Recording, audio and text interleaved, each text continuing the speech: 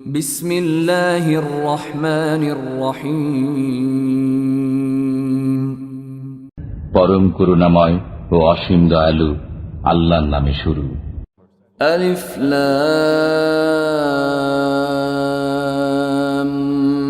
মিম রা তিলকা আয়াতুল কিতাব والذي أنزل إليك من ربك الحق ولكن أكثر الناس لا يؤمنون আলিফ লাম মিম রা এগুলো কিতাবের আয়াত। যা কিছু আপনার পালনকর্তার পক্ষ থেকে অবতীর্ণ হয়েছে তা সত্য, কিন্তু অধিকাংশ মানুষ এতে বিশ্বাস করে না। الله الذي رفع السماوات بغير عمد ترونها ثم استوى على العرش وسخر الشمس والقمر كل يجري لأجل مسمى يدبر الأمر يفصل الآيات لعلكم بلقاء ربكم توقنون আল্লাহ যিনি ঊর্ধ্ব দেশে স্থাপন করেছেন আকাশ মণ্ডলীকে স্তম্ভ ব্যতীত, তোমরা সেগুলো দেখো। অতঃপর তিনি আরশের উপর অধিষ্ঠিত হয়েছেন এবং সূর্য ও চন্দ্রকে কর্মে নিয়োজিত করেছেন। প্রত্যেকে নির্দিষ্ট সময় মোতাবেক আবর্তন করে। তিনি সকল বিষয় পরিচালনা করেন, নিদর্শনসমূহ প্রকাশ করেন, যাতে তোমরা স্বীয় পালনকর্তার সাথে সাক্ষাৎ সম্বন্ধে নিশ্চিত বিশ্বাসী হও। وهو الذي مد الأرض وجعل فيها رواسي وأنهارا ومن كل الثمرات جعل فيها زوجين اثنين يغشي الليل النهار إن في ذلك لآيات لقوم يتفكرون তিনি ভূমণ্ডলকে বিস্তৃত করেছেন এবং তাতে পাহাড় পর্বত ও নদ নদী সৃষ্টি করেছেন এবং প্রত্যেক ফলের মধ্যে দু প্রকার সৃষ্টি করে রেখেছেন। তিনি দিনকে রাত্রি দ্বারা আবৃত করেন, এতে তাদের জন্য নিদর্শন রয়েছে যারা চিন্তা করে। وفي الأرض قطع متجاورات وجنات من أعناب وزرع ونخيل صنوان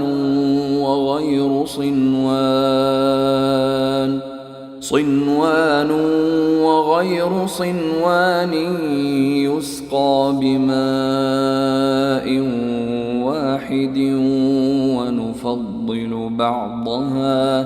ونفضل بعضها على بعض في الأكل إن في ذلك لآيات لقوم يعقلون এবং জমিনে বিভিন্ন শস্যক্ষেত্র রয়েছে, একটি অপরটির সাথে সংলগ্ন, এবং আঙ্গুরের বাগান আছে, আর শস্য ও খরজুর রয়েছে।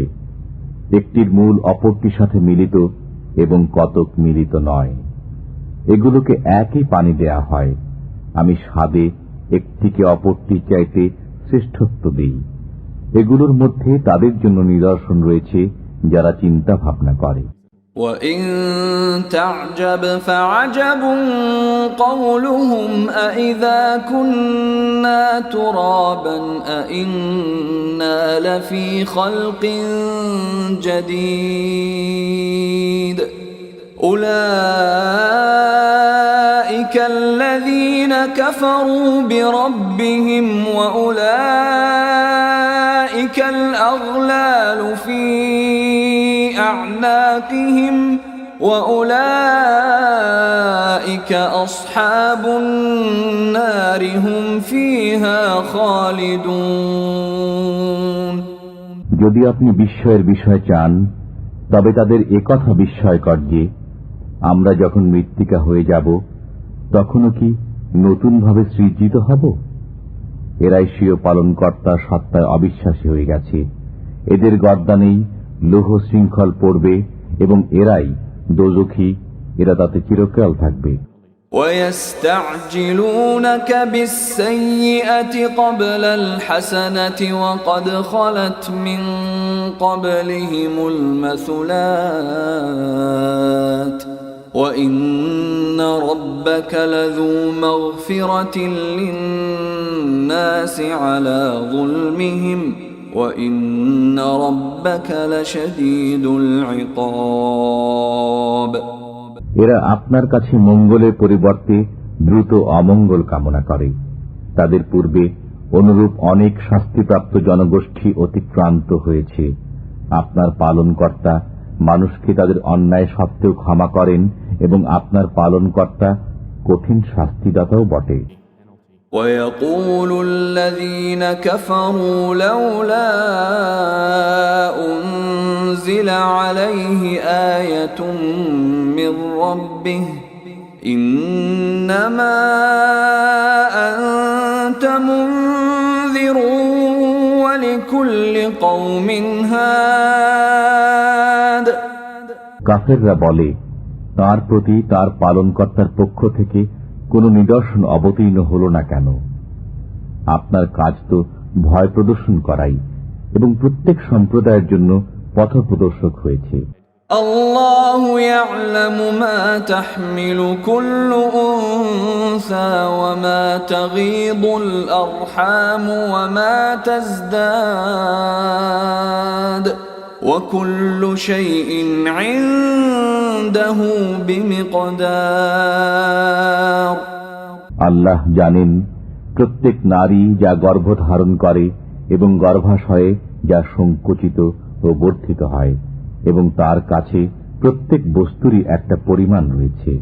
আলিমুল গায়বি ওয়াশ শাহাদাতিল কাবীরুল মুতাআল। তিনি সকল গোপন ও প্রকাশ্য বিষয় অবগত, মহত্তম, সর্বোচ্চ মর্যাদাবান।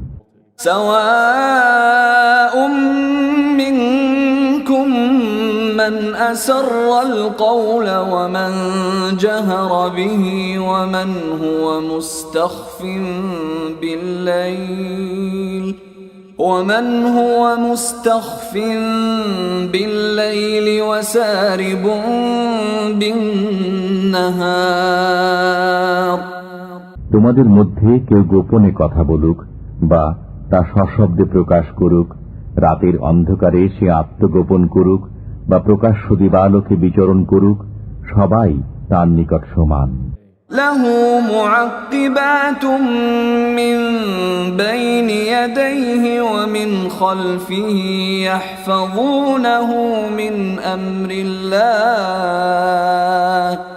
ইন্নাল্লাহা লা ইউগায়্যিরু মা বিকওমিন হাত্তা ইউগায়্যিরু মা বিআনফুসিহিম وَإِذَا أَرَادَ اللَّهُ بِقَوْمٍ سُوءًا فَلَا مَرَدَّ لَهُ وَمَا لَهُم مِّن دُونِهِ مِن وَالٍ। তার পক্ষ থেকে অনুসরণকারী রয়েছে তাদের অগ্রে এবং পশ্চাতে। আল্লাহর নির্দেশে তারা ওদের হেফাজত করে। আল্লাহ কোন জাতির অবস্থা পরিবর্তন করেন না যে পর্যন্ত তারা তাদের নিজেদের অবস্থা পরিবর্তন না করে। আল্লাহ যখন কোন জাতির উপর বিপদ চান তখন তা রদ হওয়ার নয়, এবং তিনি ব্যতীত তাদের কোনো সাহায্যকারী নেই। হুয়াল্লাযী ইউরীকুমুল বারকা খাওফান ওয়া তামআন ওয়া ইউনশিউস সাহাবাস সিকাল। তিনি তোমাদেরকে বিদ্যুৎ দেখান ভয়ের জন্য এবং আশার জন্য, এবং উত্থিত করেন ঘন মেঘমালা। وَيُسَبِّحُ الرَّعْدُ بِحَمْدِهِ وَالْمَلَائِكَةُ مِنْ خِيفَتِهِ وَيُرْسِلُ الصَّوَاعِقَ ويرسل الصواعق فيصيب بها من يشاء وهم يجادلون في الله وهو شديد المحال। তার প্রশংসা পাঠ করে বজ্র, নির্ঘোষ এবং সব ফেরেশতা সভয়ে। তিনি বজ্রপাত করেন, অতঃপর যাকে ইচ্ছা তাকে তা দ্বারা আঘাত করেন। তথাপি তারা আল্লাহ সম্পর্কে বিতণ্ডা করে, অথচ তিনি মহাশক্তিশালী। লাহু দাওয়াতুল হক والذين يدعون من دونه لا يستجيبون لهم بشيء إلا كباسط كفيه إلى الماء ليبلغ فاه وما هو ببالغه وما دعاء الكافرين إلا في ضلال। সত্যের আহ্বান একমাত্র তারই, এবং তাকে ছাড়া যাদেরকে ডাকে তারা তাদের কোনো কাজে আসে। ওদের দৃষ্টান্ত সেরূপ, যেমন কেউ দুহাত পানির দিকে প্রসারিত করে যাতে পানি তার মুখে পৌঁছে যায়, অথচ পানি কোনো সময় পৌঁছবে না। কাফিরদের যত আহ্বান তার সবই পথভ্রষ্টতা। وَلِلَّهِ يَسْجُدُ مَن فِي السَّمَاوَاتِ وَالْأَرْضِ طَوْعًا وَكَرْهًا وَظِلَالُهُم بِالْغُدُوِّ وَالْآصَالِ। আল্লাহকে সিজদা করে যা কিছু নভমণ্ডলে ও ভূমণ্ডলে আছে, ইচ্ছায় অথবা অনিচ্ছায়, এবং তাদের প্রতিচ্ছায়াও সকাল সন্ধ্যায়। قل من رب السماوات والأرض قل الله قل أفاتخذتم من دونه أولياء لا يملكون لأنفسهم نفعا ولا ضرا قل هل يستوي الأعمى والبصير أم هل تستوي الظلمات والنور أم جعلوا لله شركاء خلقوا كخلقه فتشابه الخلق عليهم قل الله خالق كل شيء وهو الواحد القهار। জিজ্ঞেস করুন, নভমণ্ডল ও ভূমণ্ডলের পালনকর্তা কে? বলে দিন, আল্লাহ। বলুন, তবে কি তোমরা আল্লাহ ব্যতীত এমন অভিভাবক স্থির করেছ যারা নিজেদের ভালো মন্দেরও মালিক নয়? বলুন, অন্ধ ও চক্ষুষ্মান কি সমান হয়, অথবা কোথাও কি অন্ধকার ও আলো সমান হয়? তবে কি তারা আল্লাহর জন্য এমন অংশীদার স্থির করেছে যে তারা কিছু সৃষ্টি করেছে যেমন সৃষ্টি করেছেন আল্লাহ, অতঃপর তাদের সৃষ্টি এরূপ বিভ্রান্তি ঘটিয়েছে? বলুন, আল্লাহ প্রত্যেক বস্তু স্রষ্টা এবং তিনি একক পরাক্রমশালী। أنزل من السماء ماء فسالت أودية بقدرها فاحتمل السيل زبدا رابيا ومما يوقدون عليه في النار ابتغاء حلية أو متاع زبد مثله كذلك يضرب الله الحق والباطل فأما الزبد فيذهب جفاء وأما ما ينفع الناس فيمكث في الأرض كذلك يضرب الله الأمثال। তিনি আকাশ থেকে পানি বর্ষণ করেন, অতঃপর স্রোতধারা প্রবাহিত হতে থাকে নিজ নিজ পরিমাণ অনুযায়ী। অতঃপর স্রোতধারা স্ফীত ফেনারাশি উপরে নিয়ে আসে, এবং অলঙ্কার অথবা তৈজসপত্রের জন্য যে বস্তুকে আগুনে উত্তপ্ত করে তাতেও তেমনি ফেনারাশি থাকে। এমনিভাবে আল্লাহ সত্য ও অসত্যের দৃষ্টান্ত প্রদান করেন। অতএব ফেনা তো শুকিয়ে খতম হয়ে যায়, এবং যা মানুষের উপকারে আসে তা জমিতে অবশিষ্ট থাকে। আল্লাহ এমনিভাবে দৃষ্টান্তসমূহ বর্ণনা করেন। للذين استجابوا لربهم الحسنى والذين لم يستجيبوا له لو أن لهم ما في الأرض جميعا ومثله معه لافتدوا به أولئك لهم سوء الحساب ومأواهم جهنم وبئس المهاد। যারা পালনকর্তার আদেশ পালন করে তাদের জন্য উত্তম প্রতিদান রয়েছে, এবং যারা আদেশ পালন করে না, যদি তাদের কাছে জগতে সব কিছু থাকে এবং তার সাথে তার সমপরিমাণ আরও থাকে, তবে সবই নিজেদের মুক্তিপণ স্বরূপ দিয়ে দিবে। তাদের জন্য রয়েছে কঠোর হিসাব, তাদের আবাস হবে জাহান্নাম, সেটা কতই না নিকৃষ্ট অবস্থান। أفمن يعلم أنما أنزل إليك من ربك الحق كمن هو أعمى إنما يتذكر أولو الألباب। যে ব্যক্তি জানে যে যা কিছু পালনকর্তার পক্ষ থেকে আপনার প্রতি অবতীর্ণ হয়েছে তা সত্য, সে কি ওই ব্যক্তি সমান যে অন্ধ? তারাই বোঝে যারা বোধ শক্তি সম্পন্ন। الذين يوفون بعهد الله ولا ينقضون الميثاق। ইহারা এমন লোক যারা আল্লাহর প্রতিশ্রুতি পূর্ণ করে এবং অঙ্গীকার ভঙ্গ করে না। والذين يصلون ما أمر الله به أن يوصل ويخشون ربهم ويخافون سوء الحساب। এবং যারা বজায় রাখে ওই সম্পর্ক যা বজায় রাখতে আল্লাহ আদেশ দিয়েছেন, এবং স্বীয় পালনকর্তাকে ভয় করে এবং কঠোর হিসাবের আশঙ্কা রাখে। والذين صبروا ابتغاء وجه ربهم وأقاموا الصلاة وأنفقوا مما رزقناهم سرا وعلانية ويدرؤون بالحسنة السيئة أولئك لهم عقبى الدار।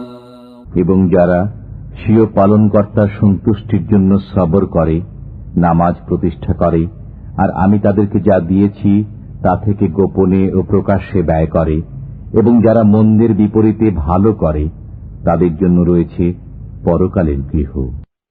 جنات عدن يدخلونها ومن صلح من آبائهم وأزواجهم وذرياتهم والملائكة يدخلون عليهم من كل باب।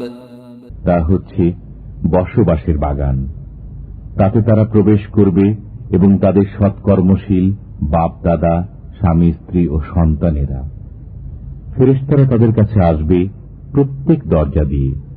সালামুন আলাইকুম বিমা সাবারতুম ফানি'মা উকবাদ-দার। বলবে, তোমাদের সবরের কারণে তোমাদের উপর শান্তি বর্ষিত হোক, আর তোমাদের এ পরিণাম গৃহ কতই না চমৎকার। والذين ينقضون عهد الله من بعد ميثاقه ويقطعون ما أمر الله به أن يوصل ويفسدون في الأرض أولئك لهم اللعنة ولهم سوء الدار। এবং যারা আল্লাহর অঙ্গীকারকে দৃঢ় ও পাকাপোক্ত করার পর তা ভঙ্গ করে, আল্লাহ যে সম্পর্ক বজায় রাখতে আদেশ করেছেন তা ছিন্ন করে এবং পৃথিবীতে অশান্তি সৃষ্টি করে, ওরা ওই সমস্ত লোক যাদের জন্য রয়েছে অভিসম্পাত এবং ওদের জন্য রয়েছে কঠিন আযাব।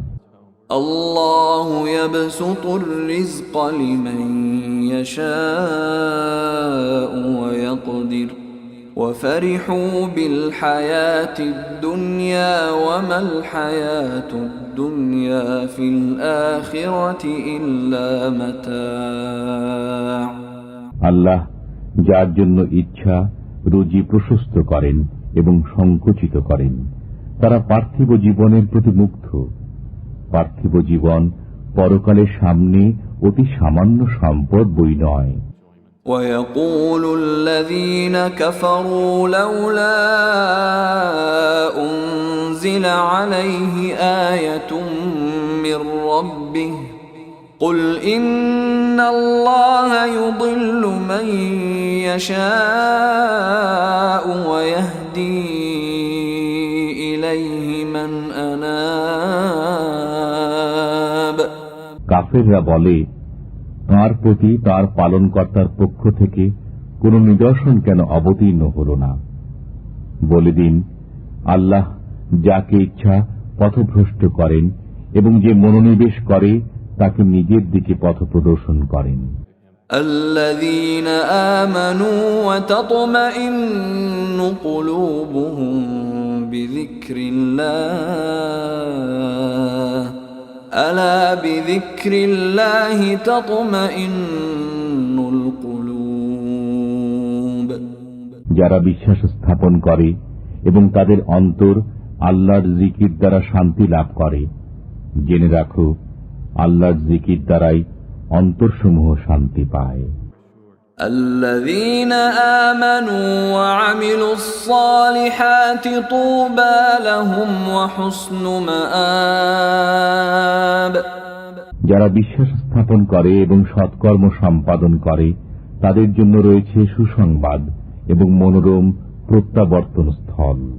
كذلك أرسلناك في أمة قد خلت من قبلها أمم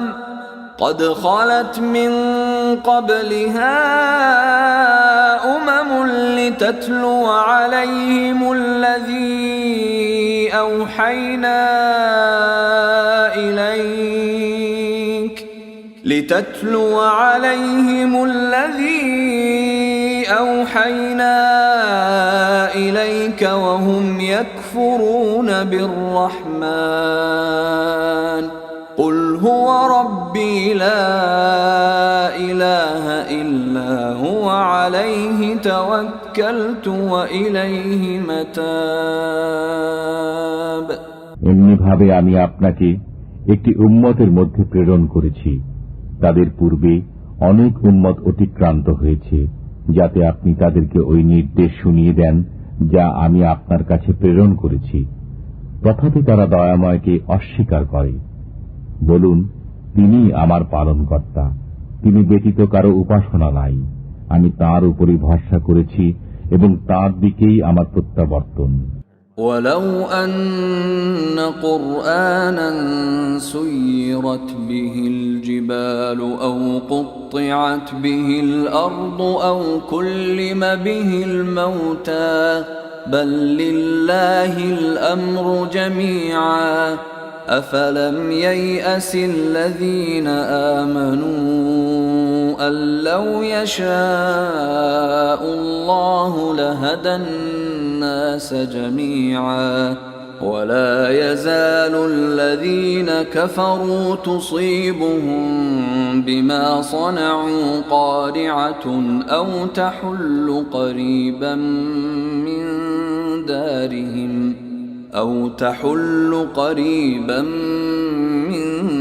دارهم حتى يأتي وعد الله إن الله لا يخلف الميعاد।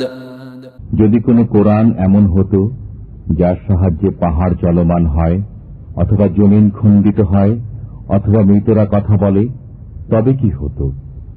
বরং সব কাজ তো আল্লাহর হাতে। ঈমানদাররা কি এ ব্যাপারে নিশ্চিত নয় যে যদি আল্লাহ চাইতেন তবে সব মানুষকে সৎপথে পরিচালিত করতেন? কাফেররা তাদের কৃতকর্মের কারণে সবসময় আঘাত পেতে থাকবে, অথবা তাদের গৃহের নিকটবর্তী স্থানে আঘাত নেমে আসবে যে পর্যন্ত আল্লাহর ওয়াদা না আসে। নিশ্চয়ই আল্লাহ ওয়াদার খেলাপ করেন না। وَلَقَدِ اسْتُهْزِئَ بِرُسُلٍ مِّن قَبْلِكَ فَأَمْلَيْتُ لِلَّذِينَ كَفَرُوا ثُمَّ أَخَذْتُهُمْ فَكَيْفَ كَانَ عِقَابِ। আপনার পূর্বে কত রসুলের সাথে ঠাট্টা করা হয়েছে, অতঃপর আমি কাফেরদেরকে কিছু অবকাশ দিয়েছি, এরপর তাদেরকে পাকড়াও করেছি। অতএব কেমন ছিল আমার শাস্তি? أَفَمَنْ هُوَ قَائِمٌ عَلَى كُلِّ نَفْسٍ بِمَا كَسَبَتْ وَجَعَلُوا لِلَّهِ شُرَكَاءَ قُلْ سَمُّوهُمْ أَمْ تُنَبِّئُونَهُ بِمَا لَا يَعْلَمُ فِي الْأَرْضِ أَمْ بِظَاهِرٍ مِّنَ الْقَوْلِ بَلْ زُيِّنَ لِلَّذِينَ كَفَرُوا مَكْرُهُمْ وَصُدُّوا عَنِ السَّبِيلِ وَمَن يُضْلِلِ اللَّهُ فَمَا لَهُ مِنْ هَادٍ। ওরা প্রত্যেকে কি মাথার উপর স্বকৃত কর্ম নিয়ে দণ্ডায়মান নয় এবং তারা আল্লাহর জন্য অংশীদার সাব্যস্ত করে? বলুন, নাম বলো অথবা খবর দাও পৃথিবীর এমন কিছু জিনিস সম্পর্কে যা তিনি জানেন না, অথবা অসার কথাবার্তা বলছো? বরং সুশোভিত করা হয়েছে কাফেরদের জন্য তাদের প্রতারণাকে এবং তাদেরকে সৎপথ থেকে বাধা দান করা হয়েছে। আল্লাহ যাকে পথভ্রষ্ট করেন তার জন্য কোন পথপ্রদর্শক নেই।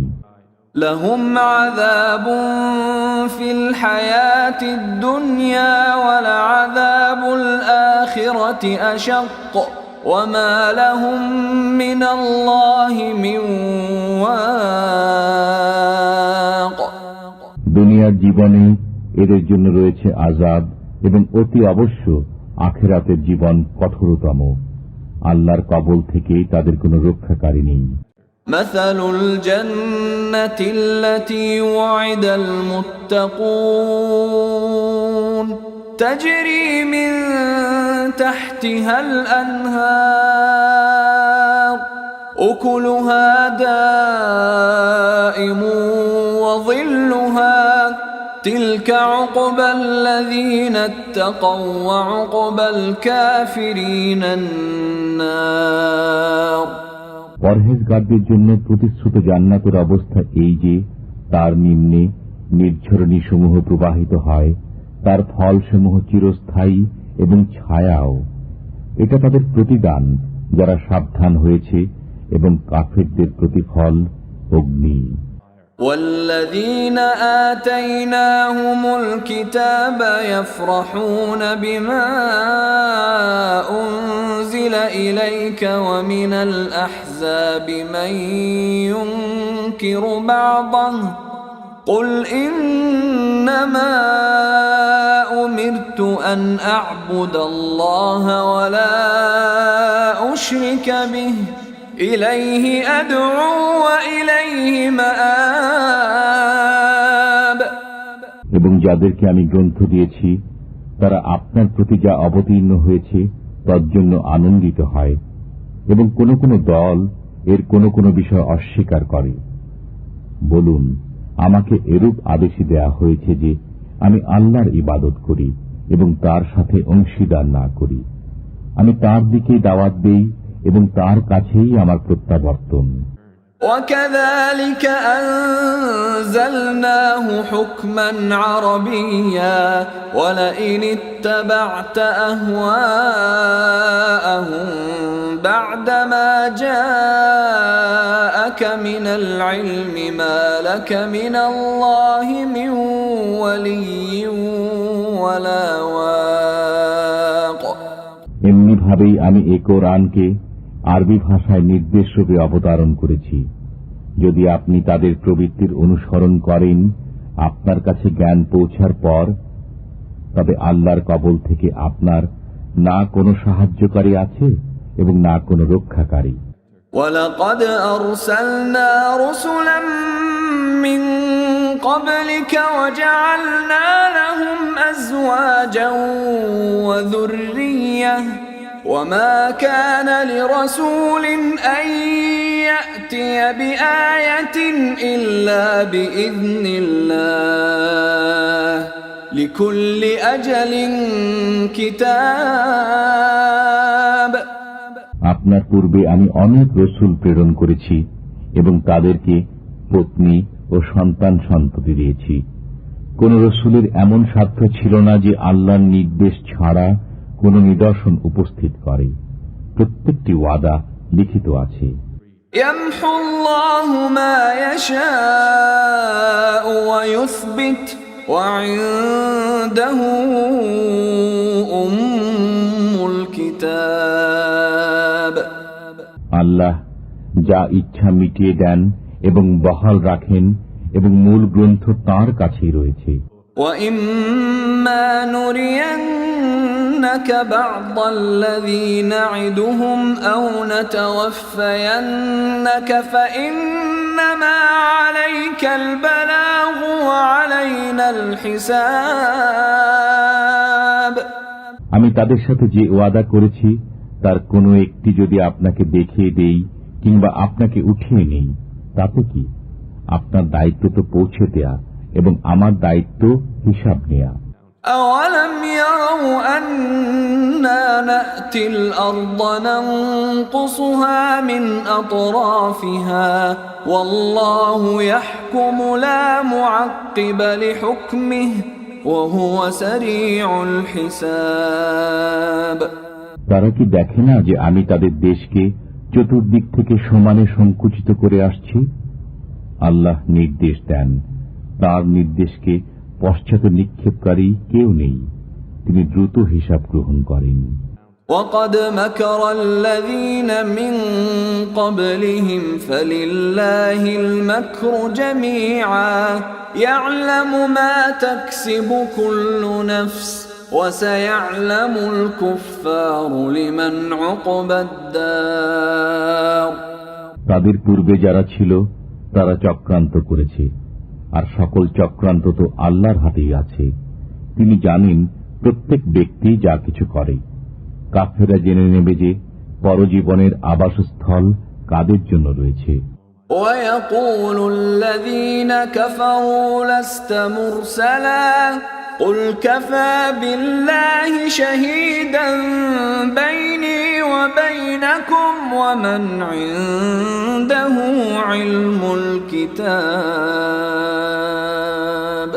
কাফেররা বলে, আপনি প্রেরিত ব্যক্তি নন। বলে দিন, আমার ও তোমাদের মধ্যে প্রকৃষ্ট সাক্ষী হচ্ছেন আল্লাহ এবং ওই ব্যক্তি যার কাছে গ্রন্থের জ্ঞান আছে।